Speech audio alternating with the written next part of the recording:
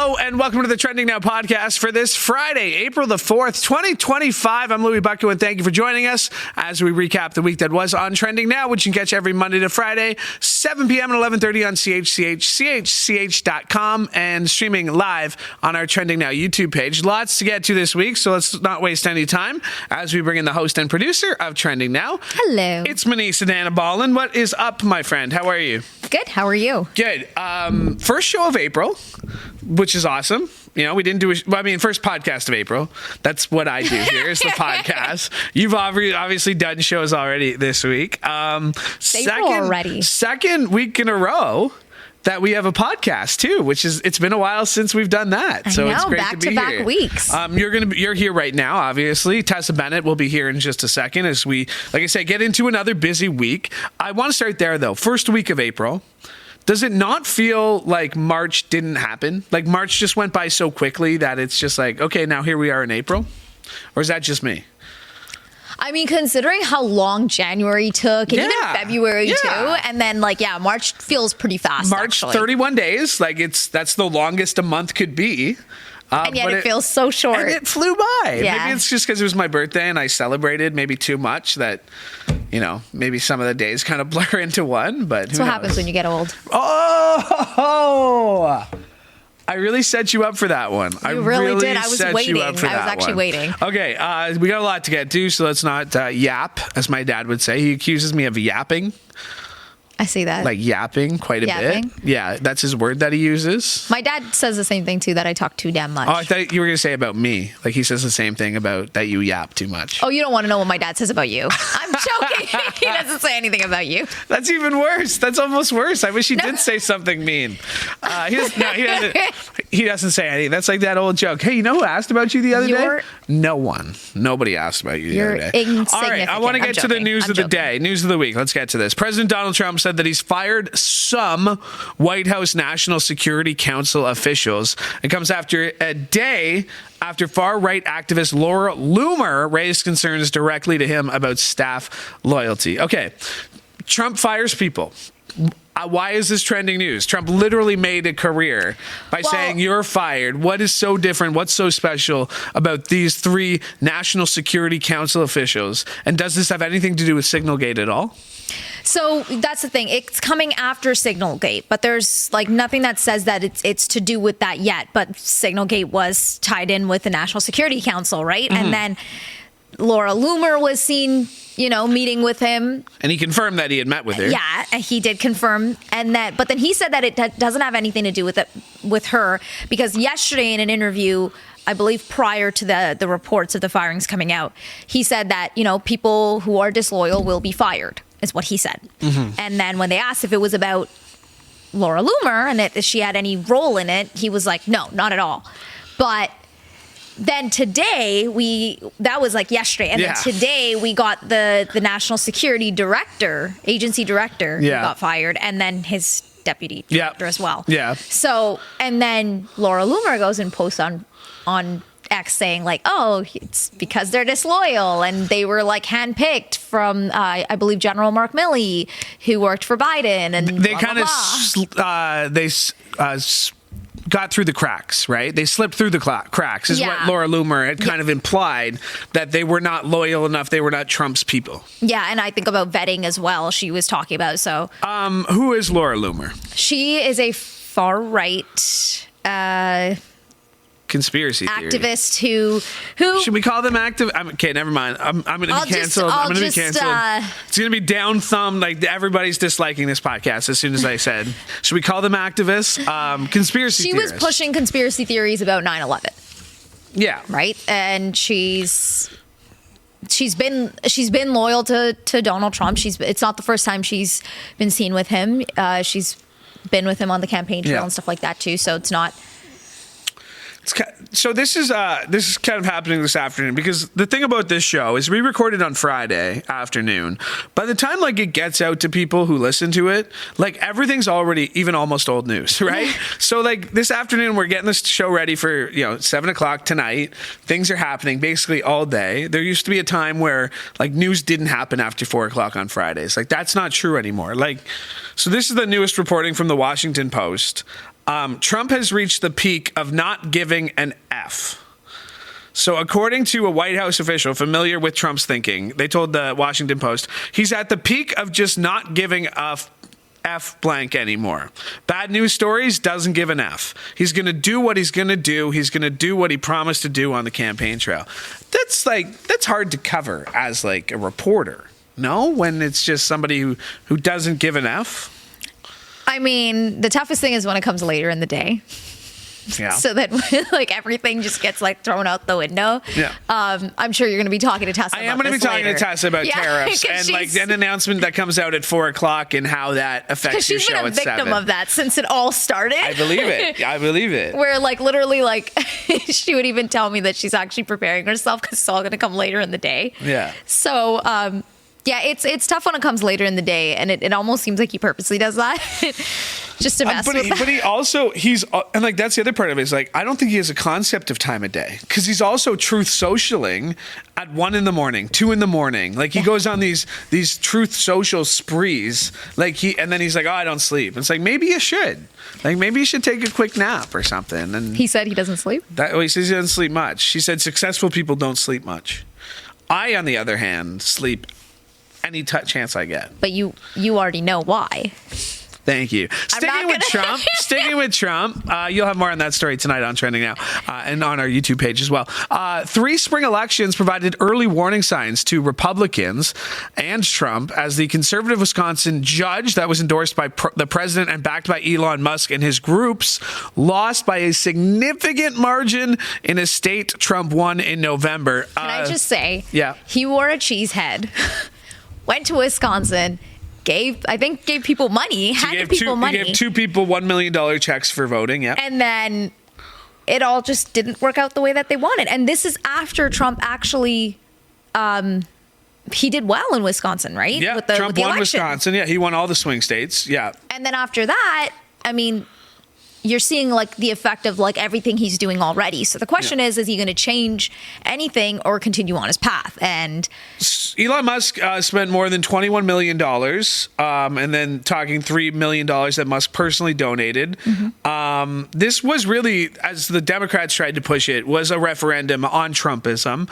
And that was almost backed up by the results in Florida because there were 2 House races, one for Mike Walz, one for whatever that Matt, what is his name? Gaetz? Matt Gaetz. Yeah. So the Democrats didn't win, but there was some positive signs for Democrats in those races. Yes, because the Republicans didn't do as well either, right? Mm-hmm. So people are noticing a shift in terms of, because of everything that's going on. Yeah. So Democrats were very happy about that. Yeah. It was like 30. Well, look at what's happening now. Yeah. Because it was like a 30%. And like, we're going to get to the markets. Like, we still haven't even talked tariffs. Like, the Dow dropped another 2,000 points today. Like, the results of tariffs. All the clips of like, aren't you just tired? Aren't you tired? Like, I just like, it's just a reaction, Yeah. Like, I mean, like this was Jason's story. Like, for example, like after the whole tariff thing came out, the next day, Hart and McDonald Islands were trending yesterday. And because it's an island with penguins on them. Yeah. But like, is that all also just a distraction by the fact that we're talking about that? But like, we're not wasting a lot of time in the fact that like, okay, but Russia wasn't included. Like, why wasn't Russia included, right? Yeah. Like, Ukraine was on there. Like, the White House tried to spin it and said there's so little trade with Russia. But then when you say like, well, we didn't include it because Russia's a non-factor.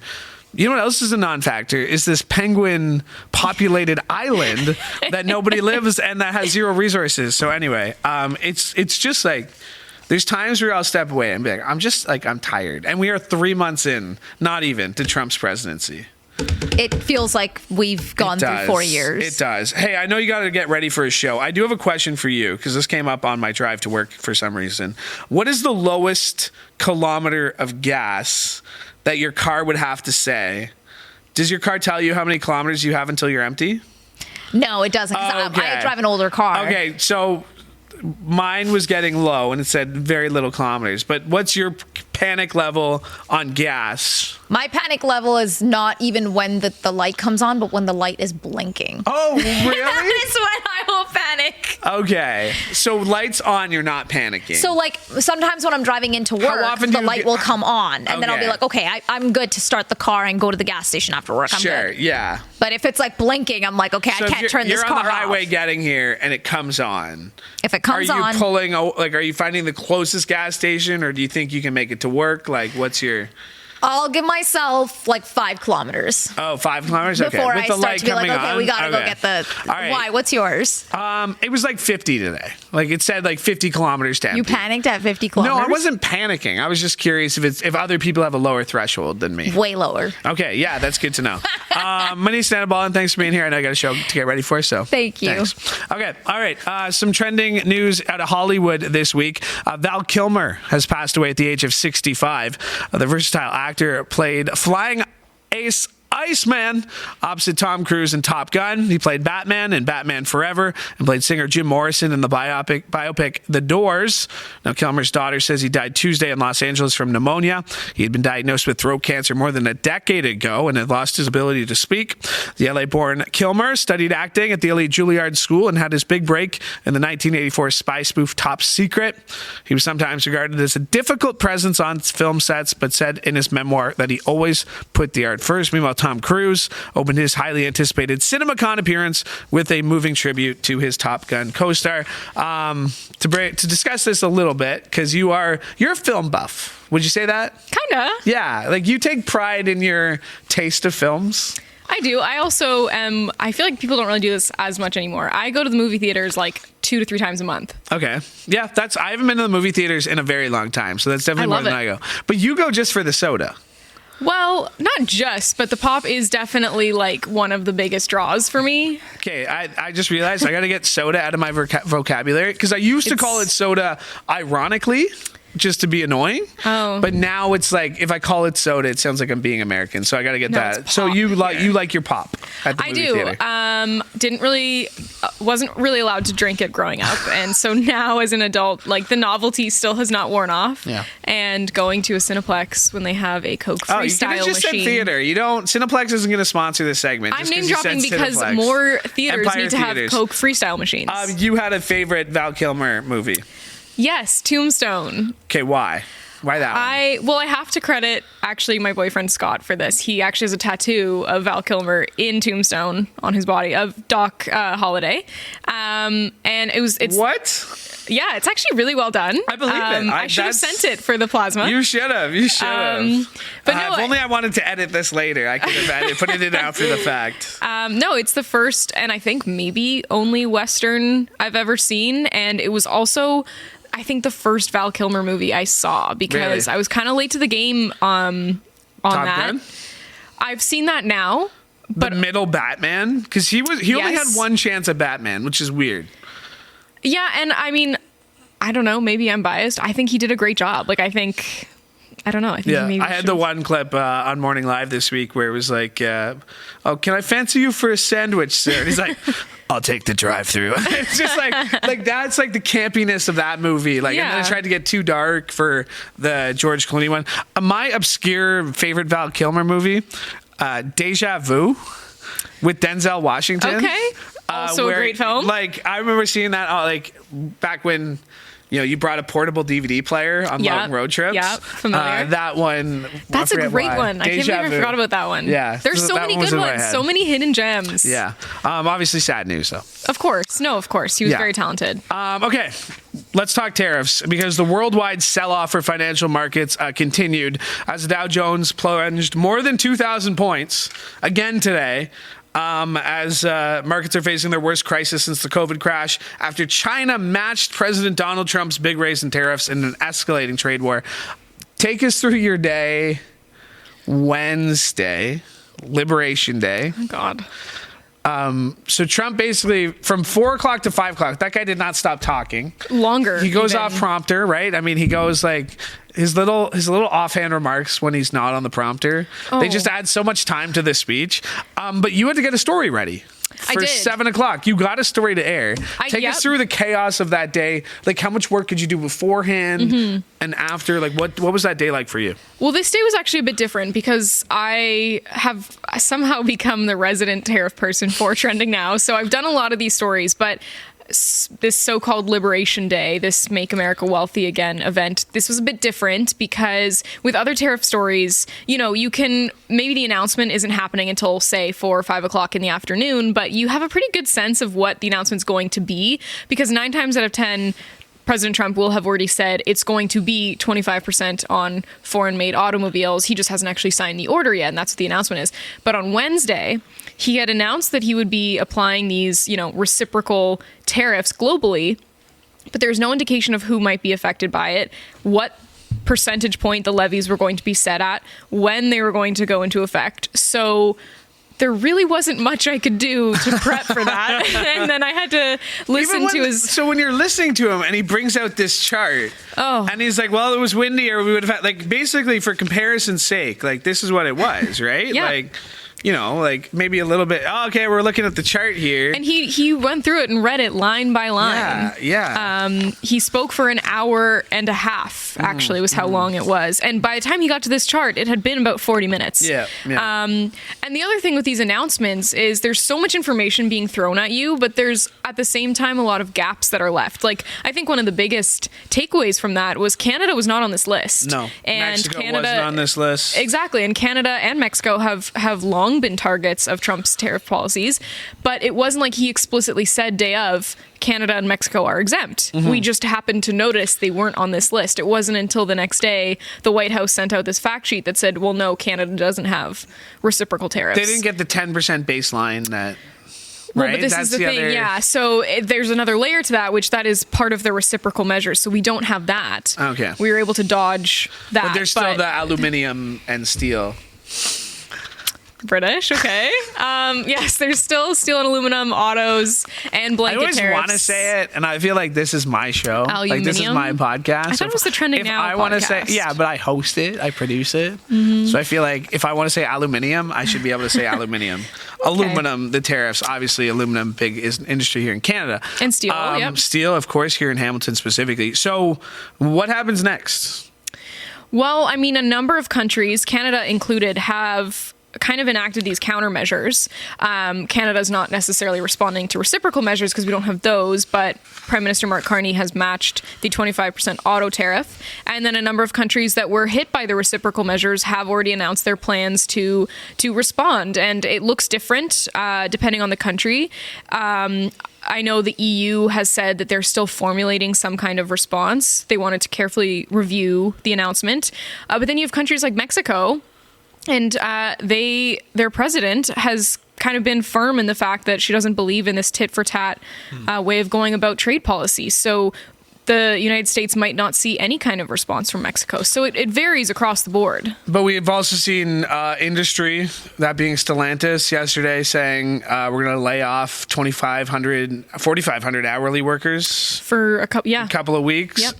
That's leading to layoffs in the States. The auto industry is obviously really against all these tariffs, and a car can go back and forth. We've heard that so many times. Yeah. A car can go back and forth between Canada and the U.S. up to 6 times Before it reaches lands in a its car. final destination. Yeah, exactly. Yeah. So obviously something to watch for. You have the Russell Brand story today as well. Yeah, another Obviously, heavy topic. Yeah, exactly. Sexual assault warning, of course.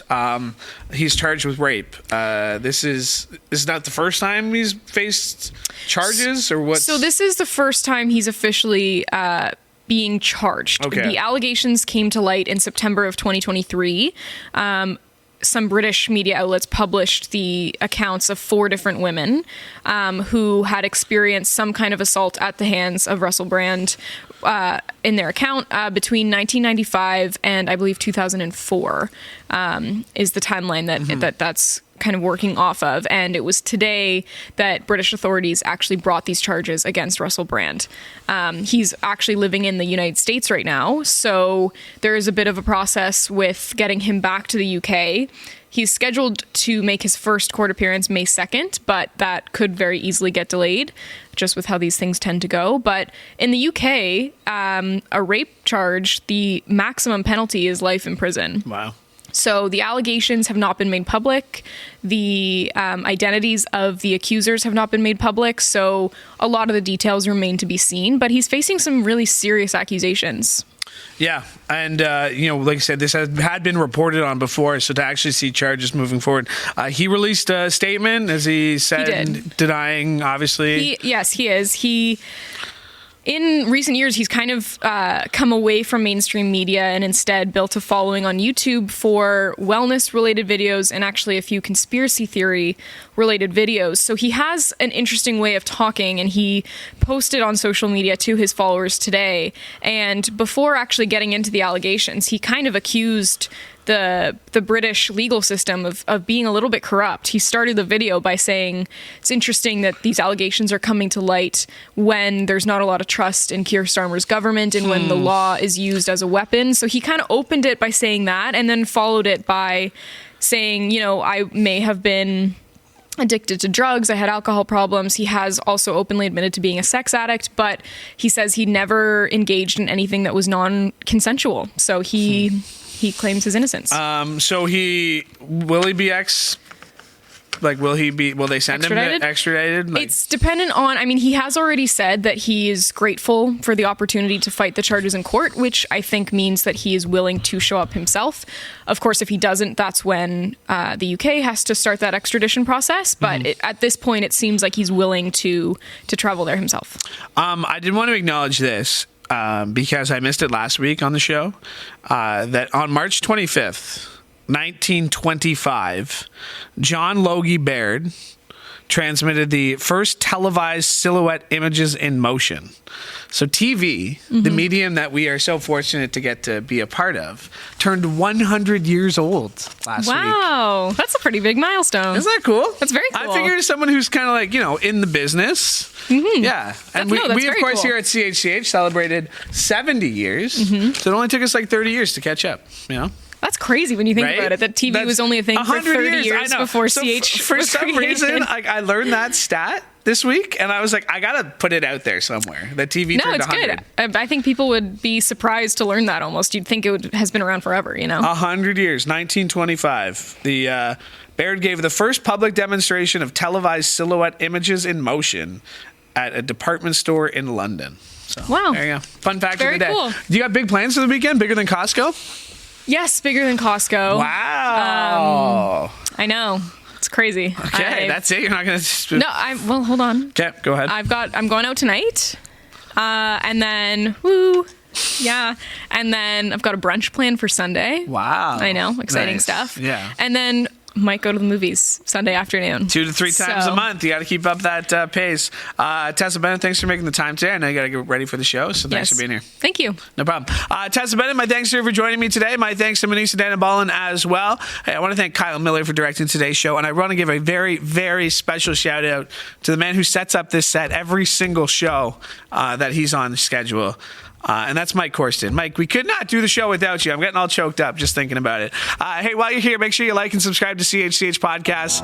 Before you do that, make sure you subscribe to all of our Trending Now social media channels. That includes on X and on YouTube at Trending Now CHCH. And then while you're done liking and subscribing there, like and subscribe to CHCH Podcast by going to any of your favorite podcast distributors or chch.com/podcast. One more time, thank you for listening. Thank you for watching. Really do appreciate it from all of us here at CHCH. I'm Louie Butko. Have a great day.